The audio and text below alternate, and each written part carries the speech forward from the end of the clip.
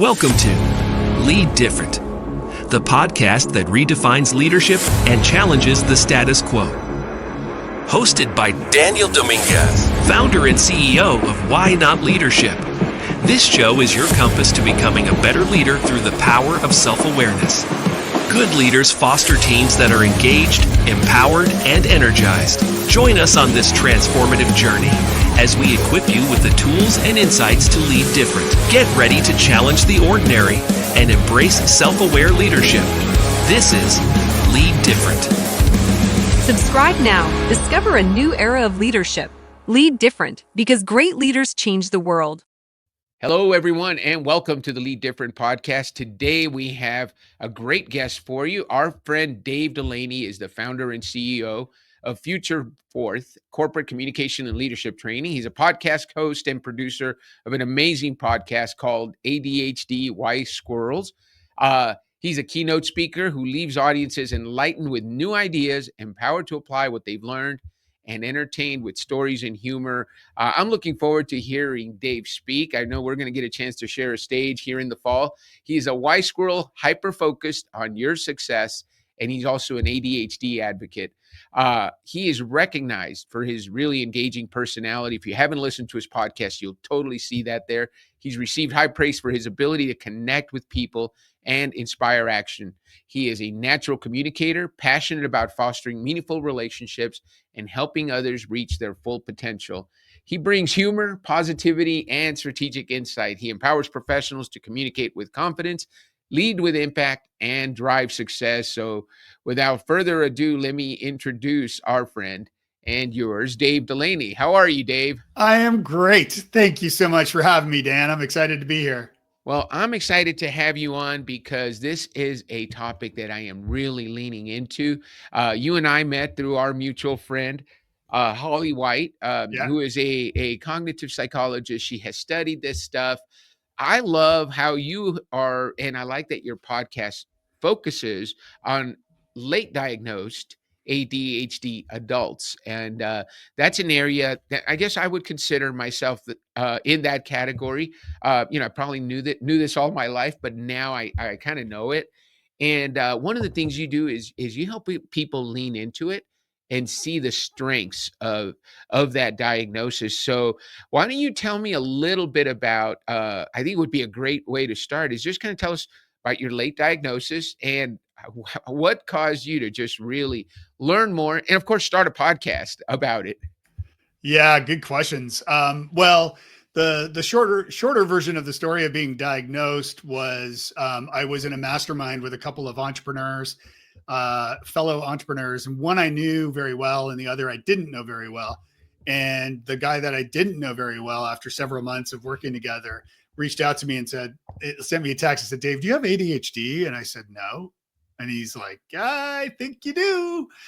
and of course my wife had said it, many times over the years as a teacher. She spotted it, but it wasn't until then and he said, "You really should go see your doctor."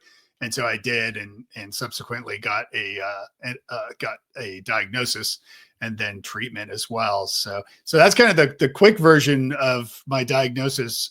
As far as the podcast, I started. So, I've always been a big proponent of living transparently, authentically, and all the words, cliches aside these days. Right. But really, I'm sort of a product. Well, I'm a product of Web 2.0, of blogging and social media before it became scary and evil, and the algorithms all took over. And so, I started podcasting in 2005. My first podcast was back in October 2005. So now almost 20 years. And so straight away, I'm like, well, okay, I have ADHD. Now I got to learn about it. And so I started 𝗏squirrels.com as a place to share what I was learning. And then the podcast as well to speak with subject matter experts and high achievers with ADHD to kind of share their stories and the lessons I'm learning along the way as well. So that was really the sort of the story of how Why Squirrels came to be.